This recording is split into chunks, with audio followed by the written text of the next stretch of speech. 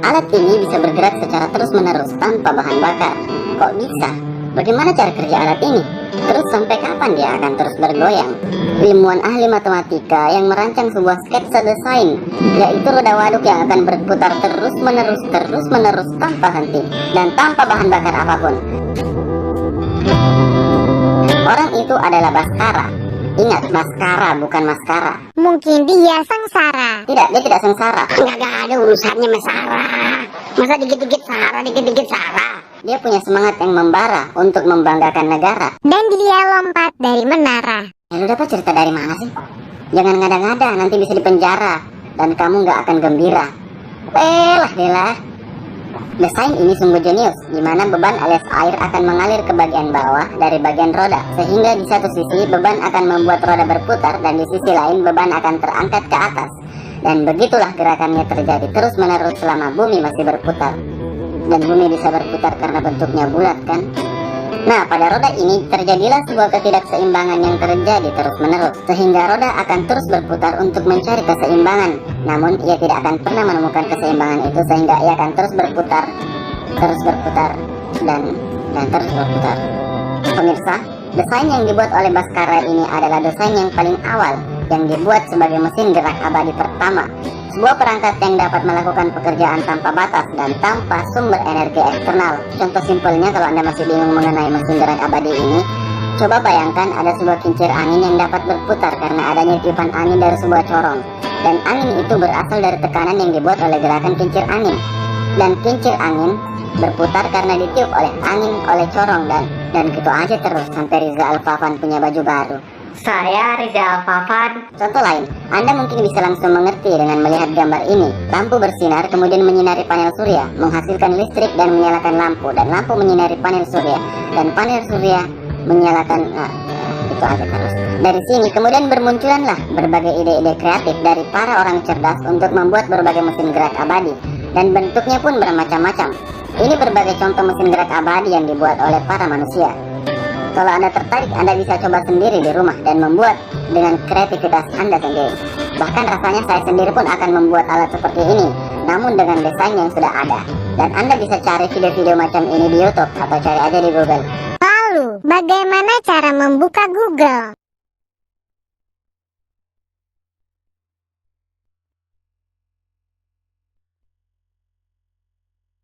Anda bisa cari video semacam ini dengan kata kunci Perpetual Motion Machinette. Namun yang sungguh disayangkan adalah alat ini tidak dapat mengimpor keluar energinya, karena dia melanggar satu hukum, yaitu hukum termodinamika.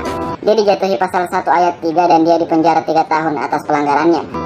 Hukum pertama termodinamika mengatakan bahwa energi tidak dapat diciptakan. Itu dia, energi tidak dapat diciptakan. Jadi tidak bisa menciptakan energi, dan energi dari gerak abadi ini tidak bisa kita keluarkan. Ya, jadi intinya Anda tidak bisa memasukkan energi dan Anda tidak bisa mengeluarkan energi dari alat ini. Begitulah prinsip mesin gerak abadi ini, tidak bisa menghasilkan energinya keluar. Dan hukum telah berkata bahwa energi tidak dapat diciptakan. Jadi sesungguhnya mesin ini menciptakan energi hanya untuk dirinya sendiri. Energi yang ia ciptakan setara dengan energi yang ia pakai. Contoh, dia mengeluarkan 3 buah pisang, namun dia akan membutuhkan 3 buah pisang. Tapi aku lebih suka permen daripada pisang. Sekedar informasi, 3 buah permen milik kita setara dengan 1 gelas susu. Energi yang ia hasilkan sama dengan energi yang ia pakai. Begitu simpelnya. Jadi tidak akan ada energi yang tersisa untuk mengimpornya keluar sebagai daya untuk mobil atau untuk sekedar mencas HP. Para ilmuwan berpikir keras akan hal ini. Mereka berusaha sebisa mungkin untuk menghasilkan penemuan mesin gerak abadi yang mampu memenuhi kebutuhan manusia. Akhirnya bermunculanlah banyak model mesin gerak abadi yang dibuat. Semuanya pada dasarnya sama. Mereka terlalu sedih untuk mengungkapkan ini, pemirsa. Pada abad ke-17, Robert Boyle datang dengan sebuah ide. Dia membuat mesin gerak abadi yang sedikit berbeda, di mana ia berteori bahwa aksi kapiler akan menarik cairan dari batas permukaan air pada wadah, dan air akan tumpah ke wadah, dan bagian bawah akan terisap ke atas. Begitu terus-menerus terjadi. Hal ini bisa diterapkan pada air terjun buatan, sehingga tidak usah menggunakan pompa air yang akan memboros listrik. Apalagi listrik di Indonesia sangat mahal. Namun ternyata, dalam hal ini gravitasi menjadi hal yang perlu diperhitungkan. Air suatu saat akan berhenti mengalir ke atas karena adanya gravitasi yang lebih kuat. Walaupun seandainya ada ilmuwan cerdas yang mampu menciptakan mesin gerak abadi yang tidak melanggar hukum termodinamik ini, namun ia akan berhadapan dengan hukum yang kedua, yaitu hukum termodinamika yang kedua. Di hukum kedua ini dia mengatakan bahwa energi cenderung menyebar melalui proses gesekan. Jadi sebenarnya sangat sulit untuk bisa menghasilkan sumber daya dari mesin gerak abadi, karena mesin gerak abadi ini agak egois, menciptakan energi hanya untuk ia konsumsi sendiri, dan tidak ada ilmuwan matematika maupun fisika ataupun biologi. Tunggu, apa hubungannya sama biologi? Yang jelas belum ada ilmuwan yang mampu menghilangkan sifat egois dari mesin gerak abadi ini. Bahkan guru biologi saya pun tidak mampu dengan tantangan ini. Akhirnya saya pun bertanya kepada guru fisika saya. Ternyata dia masih sibuk menghitung seorang nelayan yang lompat dari perahu. Dia menjawab soal fisika. Jadi soalnya kayak gini. Seorang nelayan bermassa 80 kg melompat keluar dari perahu bermassa 250 kg yang mula-mula diam di tempat. Jika kecepatan nelayan 7,5 meter per second ke kanan, berapakah kecepatan perahu setelah nelayan melompat? Tanda tanya. Ini adalah soal yang paling cerdas yang pernah saya temukan pada ujian saya. Jelas saya nggak bisa jawab, tapi daripada tidak menjawab sama sekali, lebih baik saya menjawab soal ujian ini dengan seadanya saja, dengan apa yang saya ketahui. Jadi saya jawabnya kayak begini. Saya mohon maaf, saya orangnya nggak mau kesulitan karena ulah orang lain. Wong nelayannya aja nggak pusing mau loncat ya loncat aja langsung. Nggak perlu hitung ini, hitung itu. Kenapa malah kita yang harus kepusingan mengurusi hidup orang lain? Wahai guruku, hidup saya aja kadang tidak terurus. Apalagi kalau saya ngurusi hidupnya para nelayan. Sampai lompat dari perahu pun saya harus perhitungkan. Apa masalahnya dengan saya? Ayolah, biarkanlah nelayan mengurusi hidupnya sendiri. Dan kita mengurusi hidup kita sendiri.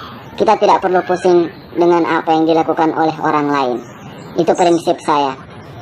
Apapun nilainya gue terima aja lah. Jadi gitu kalau saya lagi pusing untuk mengerjakan suatu soal, daripada cuma menghayal melihat pengawas yang mukanya kayak gitu, ya lebih baik kita curhat sama guru di lembar jawaban kita. Saya tidak mau menyontek karena saya diawasi sama pengawas. Seandainya tidak diawasi sama pengawas, mungkin ya nyontek juga. Jadi kalau ulangan saya begitu orangnya. Sumpah ini beneran. Tanya aja sama guru SMP saya kalau nggak percaya. Teman saya itu lembar jawabannya penuh dengan rumus, sementara lembar jawaban saya penuh dengan curhatan. Walaupun begitu, aku bukan berarti tidak suka fisika, tapi aku hanya sedikit kesulitan. Bukan sedikit sih, banyak.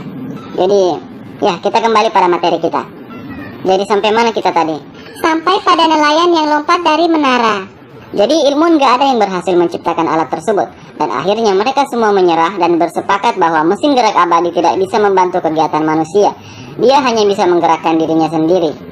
Akhirnya para ilmuwan fisika lebih memilih untuk menghitung rumus. Seorang nelayan bermassa 80 kg melompat keluar dari perahu bermassa 250 kg yang mula-mula diam. Jika kecepatan nelayan 7,5 meter per second ke kanan, berapakah kecepatan perahu setelah nelayan melompat? Tanda tanya. Akhirnya para ilmuwan sadar bahwa masih sangat banyak hal-hal di alam semesta ini yang belum kita ketahui. Bahkan nasib sang nelayan yang tadi lompat dari perahu pun masih belum kita ketahui. Makanya banyak-banyaklah belajar fisika. Juga jangan lupa belajar matematika. Yang tak kalah penting, jangan lupa belajar biologi. Saya paling suka pelajaran biologi kalau sudah masuk bab reproduksi. Jadi ya, hormati gurumu sayangi teman. Itulah namanya anak yang budiman. Tapi nama saya bukan Budi. Kalau perempuan bukan budiman, tapi budi woman.